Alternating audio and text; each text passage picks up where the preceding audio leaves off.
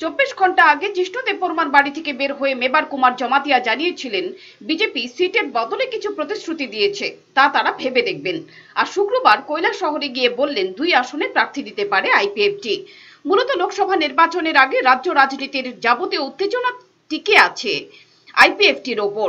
নির্বাচন ঘোষণা হবার আগে থেকেই তারা ঘোষণা করে আসছিলেন পূর্ব ত্রিপুরা আসন না পেলে রাজ্যের 2টো লোকসভা আসনেই একা লড়াই করবার। তখনই অনেকের মনে হয়েছিল বিজেপিকে চাপে রাখতে এই কৌশল নিচ্ছে আইপিএফটি। বৃহস্পতিবার উপমুখ্যমন্ত্রীর বাড়ি থেকে বের হয়ে মেবার কুমার জমাতিয়া নিজেই জানিয়েছিলেন বিজেপির পক্ষ থেকে তাদের অন্য প্রতিশ্রুতি দেওয়া হয়েছে সিটের বদলে। দলীয় অভ্যন্তর সূত্রেও খবর ক্রমশ মাথা ফেলে দিচ্ছে আইপিএফটি বড় শরিকের চাপের কাছে।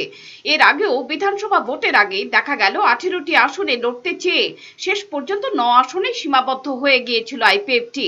এবারও সেরকমই ঘটার দিকে এগুচ্ছে বলে খবর। যদিও শুক্রবার কৈলাসহরের দলীয় সভায় 2 আসনে লড়ার ব্যাপারে ফের একবার ফাঁকা আওয়াজ করলেন আইপিএফটি নেতা মেবার কুমার জমাতিয়া। আইপিএফটি এটাই সিদ্ধান্ত নিয়েছে, আমরা 2টা প্রার্থী দেব এবং পূর্ব পশ্চিম আমরা 2টা প্রার্থী দেব, এটা আমরা আজ পর্যন্ত সিদ্ধান্ত। কালকেও আমরা মিটিং হয়েছেন জিষ্ণুঘট্টা ডেপুটি সিএম বাড়িতে, এখানেও আমরা কমপ্লিট হতে পারিনি। আজকে বোধহয় আমাদের আরও একবার থাকবেন।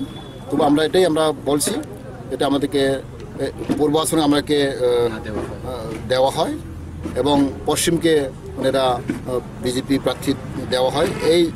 এই ইস্যু নিয়ে আমরা ফিওর রিপোর্ট চ্যানেল দিন রাত।